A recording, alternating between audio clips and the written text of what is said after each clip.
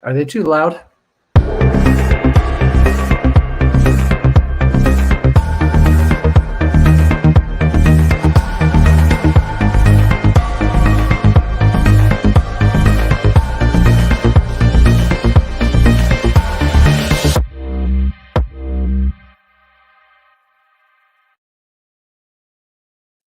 Hello, TARDIS! Greetings and salutations to you. Hope you are all having an awesome Tuesday. Thank you for joining us for this live Q&A. I would like to welcome Mr. Mike McKnight. This way. Yes, I'm reversed. This way. Mike McKnight from Racing for Orphans with Down Syndrome, or RODS, one of our all-time favorite charity partners. It's kind of like, they need no introduction, but you haven't met Mike yet, so Mike needs an introduction. So there's Mike. Hello, Mike. Greetings. Hey, guys. So we are here today to talk about RODS, to talk about the Raggedy Run 5K, and what you can do to help one particular girl who is waiting to come home to her forever home. Sounds like there's some kids in the background there, Mike. You got some little ones of your own. Yes, I do. I just texted my wife and asked them to please be a little quieter. Oh, and that was extremely effective. But after the last 16 months, honestly, anything that we do in a virtual setting, it's like, you know what? My cat walks across in front of my screen and shows everyone the cat butt. You know, everyone is honored by that. You know, when the tail lifts. You know, it happens. It's all good. So, how long have you been with RODS? Yeah, I've been there for about 9 months now. It seems like it was just yesterday, but yeah, I started in November of 2020. Outstanding. How did you get involved with the organization, if you don't mind me asking? Oh, it's a crazy coincidence. It's a crazy coincidence. So I was interviewed by the founder, Brady Murray, for just the executive director position. He was interested in me because of my marketing experience and my experience with endurance racing. But during the interview, we actually found out that, so taking a back step, 4 years ago, my sister adopted a little girl with Down syndrome from Colombia. And we made the connection that RODS was the organization that gave her the final check that she needed to bring that little girl home. So Brady, the founder, he knows my sister. He has a picture with my sister and my niece. So that was a fun little connection that I had to the organization without even realizing it. That's great. So your niece's name is? Maggie. Maggie, and Maggie came from Colombia. We are running this race. We're doing this race for Liviah, and Liviah is in China, correct? Correct. And you guys use you used to use a couple different organizations. The last time that when we were helping to support Charlie, and in Powderhead Running Club, we were supporting what we called the Magical Seven. But you guys actually have a new partnership for identifying the orphans. Yeah, Reese's Rainbow. Yeah. I guess I didn't realize it was new. I thought we were with them for a while. Oh, I thought you guys had a new one. It's still Reese's. Oh, it's still Reese's Rainbow. My apologies. I thought you guys had a new partnership. So, I mean, we have a couple adoption agencies of choice that we work with, but we still host our children on Reese's Rainbow. Still host them there.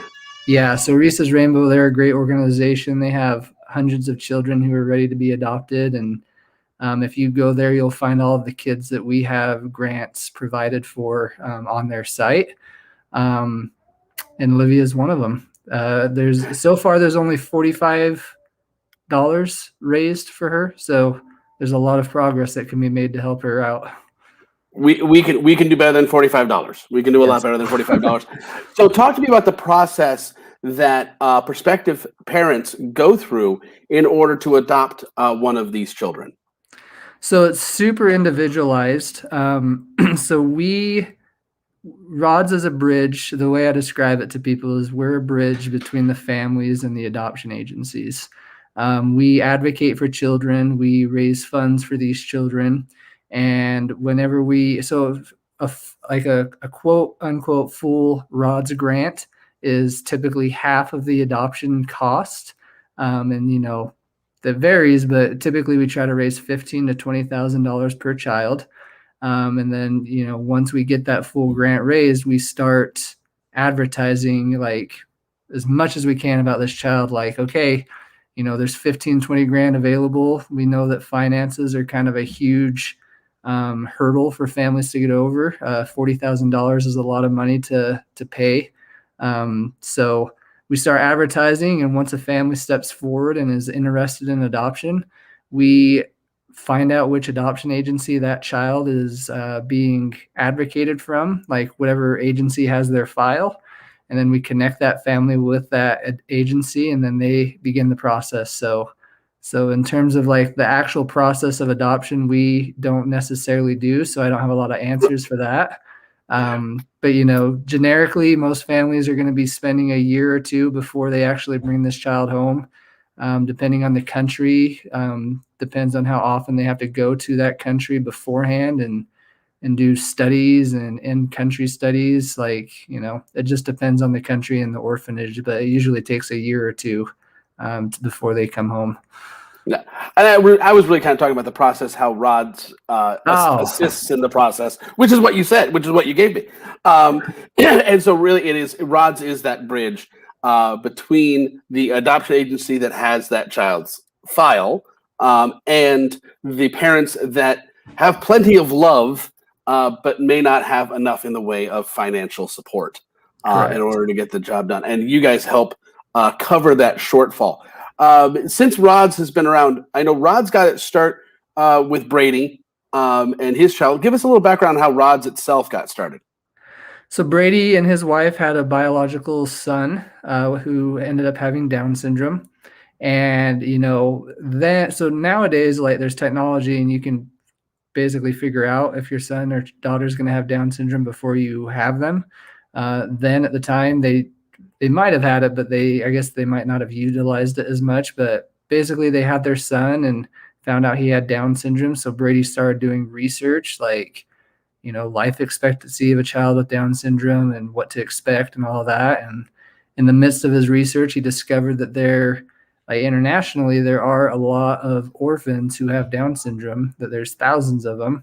And if they're not adopted, they basically get sent to a mental institution and age out and live there for the rest of their lives.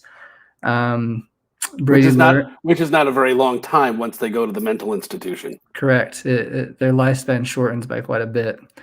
And so Brady did research and found out that, the cost of it is quite high, and learned that, or had the hunch that if he was able to raise money, that, families might step forward. So Brady's wife encouraged him to do a full Ironman. And at the time, Kona, the world champs, they started a program where you could basically write in and say what you're going to, like, if you're going to fundraise, what you're going to fundraise for. And they select like a few spots for Kona. Like it's kind of like a charity type slot. And Brady did that and told them that he wanted to raise money for an orphan with Down syndrome, and he got selected. He ended up picking a child who had been in the orphanage for quite a while, and he was close to aging out and getting sent to a mental institution. And Brady was told that no family ever stepped forward to inquire for this child. And Brady picked him, ran Kona, or I guess ran bike and swam Kona. Yeah, all of it. Completed Kona. Yeah, better. Raised near $20,000 for Eli. That was his name. And within 30 days, a family stepped forward and identified Eli and ended up adopting him. And now he's 13 or 14. He's living quite a happy and healthy life. And basically from that experience, Brady confirmed that the finances was a huge hurdle, that there's willing families, but we just got to help them with the finances. So he started Rods, and fast forward 8 years later, we've helped in the adoption of 60 children, and there's a lot of good things happening. We're hopeful that there's going to be a lot more than that over the next couple of years. It's really exciting. And I'm very proud to say that Random Tuesday, the Fantasy Running Clubs, Hoovian and Potterhead, have had a part of 9 of those. Because we actually exceeded what we needed to do for Charlie, and there was actually a second boy who got a little bit extra from the Adipose 5K back in 2017, and then we fully funded, I believe, six. We fully funded six, and then the seventh we did a large portion of. So 9 children out of the 60 we have had a hand. So this will be our 10th. Liviah will be our 10th child. 10 out of 60, 61. That's amazing. 10 out of 61, we will have had a hand in supporting. And that's why it's so vitally important. Folks, I just want to go back a little bit from something Mike said. So these children, a lot of these countries, and we'll talk about China is a predominant location for many of these children. They are orphans not because their biological parents have died.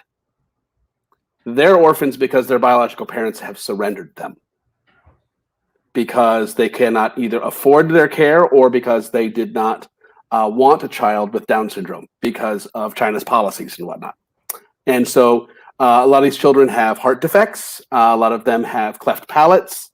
A lot of them have Down syndrome or a combination of those things. They are otherwise healthy, wonderful, loving children who are now living in orphanages. And I believe it's the age of 6 is when they age out. 6 or 7. 6 or 7, depends on the region, depends on the orphanage. Yep. But around age 6 or 7, these orphans age out. So imagine a 7-year-old going to a mental institution. It's tragic. That is what happens if they do not get adopted before they age out from the orphanage. That it is quite literally a death sentence. Mm-hmm. Because then only a few years later, their life expectancy is so dramatic because of the conditions in the mental institution, which is all adults and not meant to care for children, not meant to provide them any kind of support or care, and the medical care is not there, and they die at a very young age when they could live a lot longer. Yeah, Brady and his wife actually adopted a little boy from China with Down syndrome shortly after all this started, and their boy, before he went to the orphanage, was found on a street corner.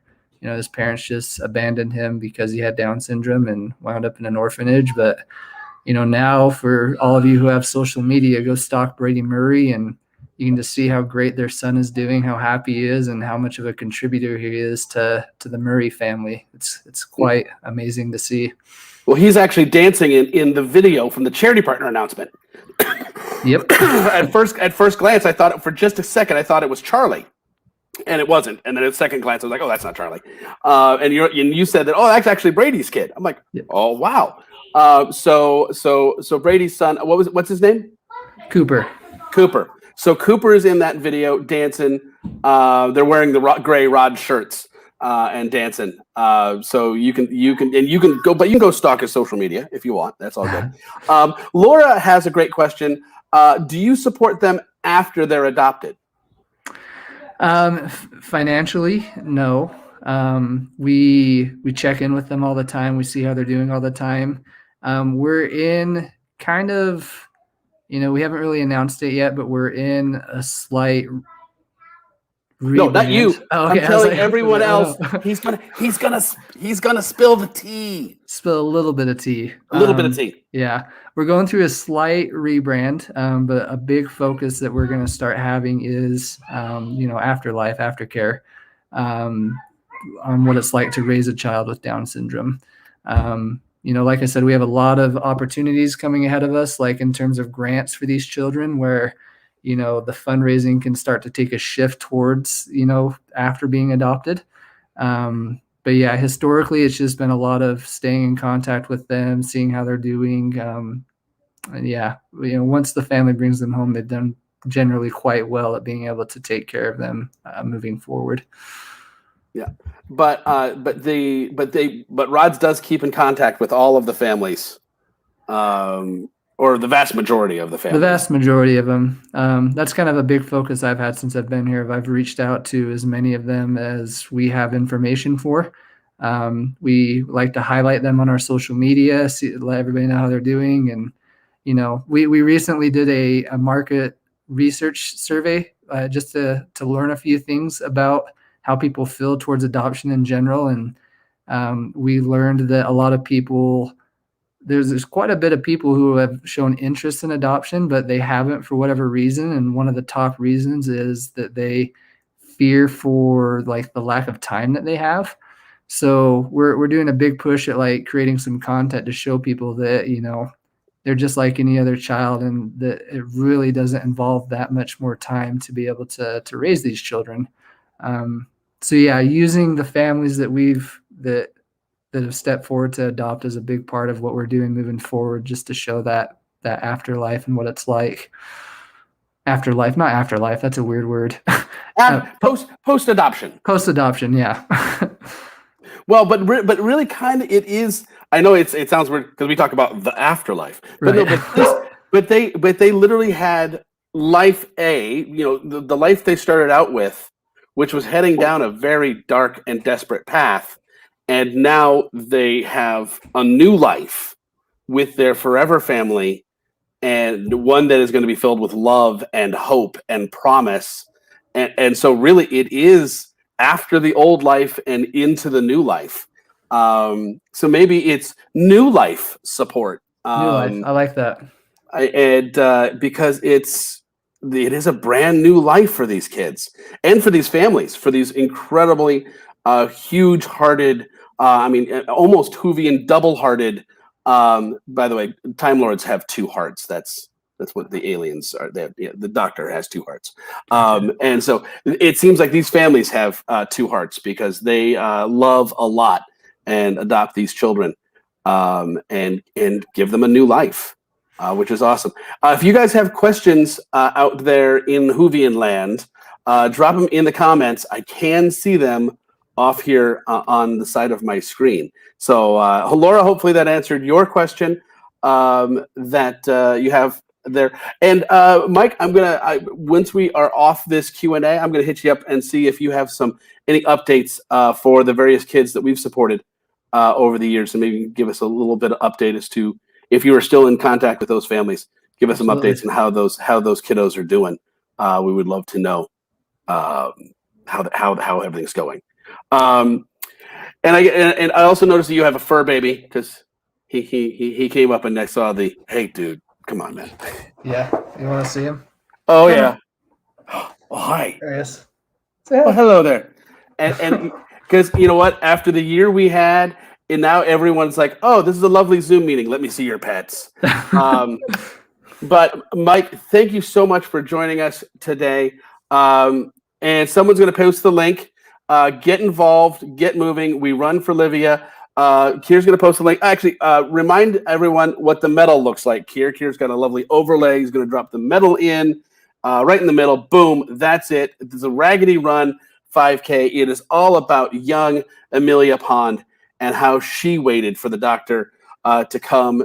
He said 5 minutes, and it turned out to be many, many years. He was late.